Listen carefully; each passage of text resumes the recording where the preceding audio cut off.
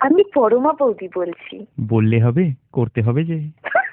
কি করবো সঞ্জয়? ঝাঁপাবে। হ্যাঁ, কার উপর? প্রচুর লোকের ওপর দিয়ে ঝাঁপাতে হবে। না, আমি ছাপাবো না, আমার শুধু একটাই দাদা। আরে বোকা, আমি তো লাইন টপকাতে বলছি।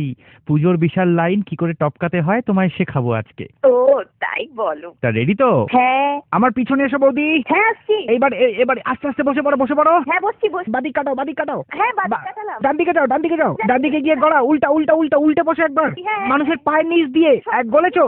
দুবার ডন দাও। দুবার ডাউন দিলাম। হ্যাঁ, তারপরে মাথাটা পায়ের নিচে দাও। হ্যাঁ মাথা পায়ের নিচে। হ্যাঁ, দিয়ে পুরোটা উল্টে যাও। ওরে বাবা, উল্টে গেল।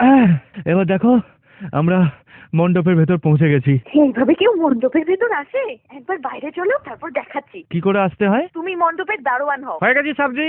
দারোয়ান জি বলুন ম্যাডাম। আমি না মণ্ডপের ভেতরে ঢুকবো। ও না, দেবো না। এই দেখুন আমার কাছে কি আছে। কি আছে? দেখুন, কি? VIP pass.